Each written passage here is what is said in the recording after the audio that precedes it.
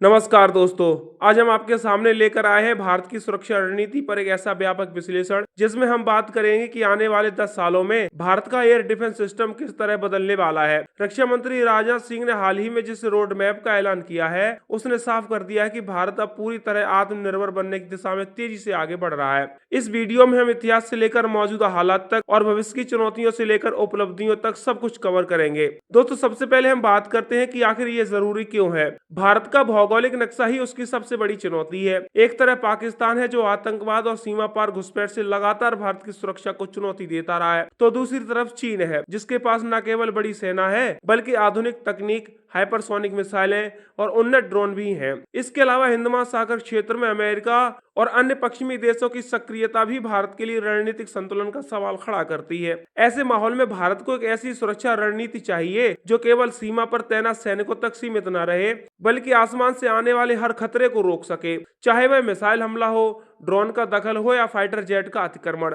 यही वजह है कि एयर डिफेंस सिस्टम को आने वाले दशक का सबसे अहम विषय माना जा रहा है। दोस्तों, अगर हम इतिहास की ओर देखें तो भारत की वायु रक्षा प्रणाली का विकास काफी उतार चढ़ाव भरा रहा है। साल 1962 के चीन युद्ध और 1965 और 1971 के पाकिस्तान युद्ध के दौरान भारत ने महसूस किया कि केवल पारंपरिक हथियार पर्याप्त नहीं है। साल 1999 के कारगिल युद्ध में पाकिस्तान ने कई बार अपने लड़ाकू विमानों को भारत की सीमा के करीब भेजा। तब भारत के पास मौजूद एयर डिफेंस सिस्टम की कमी साफ दिखाई दी। इसी दौरान रूस से S-300 और बाद में S-400 जैसे आधुनिक एयर डिफेंस सिस्टम खरीदने की चर्चा शुरू हुई। लेकिन दोस्तों, खरीदने और खुद बनाने में फर्क होता है। भारत ने धीरे धीरे महसूस किया कि अगर हमें सुपर पावर बनना है तो अपने हथियार खुद बनाने होंगे। अब बात करते हैं उस प्रोजेक्ट की जो आने वाले दशक का सबसे बड़ा गेम चेंजर हो सकता है। वो है स्वदेशी जेट इंजन। अब आपको बताते हैं कि यह जरूरी क्यों है। जेट इंजन किसी भी लड़ाकू विमान का दिल होता है। यह उसकी ताकत और उसकी रफ्तार और उसकी क्षमता तय करता है। अब तक भारत को अपने जेट के लिए इंजन विदेशी देशों से मंगवाने पड़ते थे। तेजस लड़ाकू विमान का भी इंजन अमेरिकी तकनीक का है। अब आपको बताते हैं कि आखिर बदलाव क्या होगा।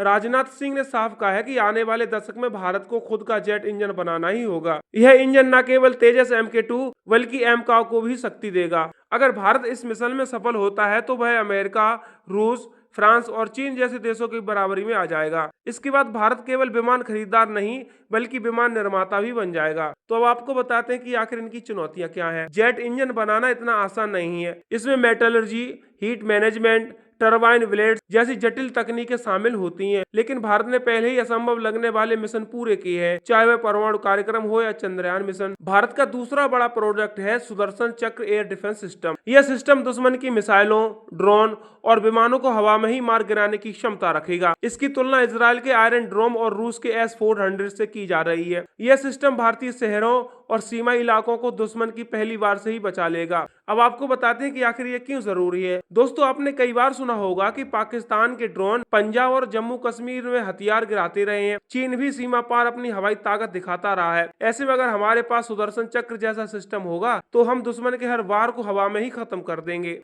रक्षा मंत्री ने जो रोड मैप पेश किया है वह 5 बड़े स्तंभों पर आधारित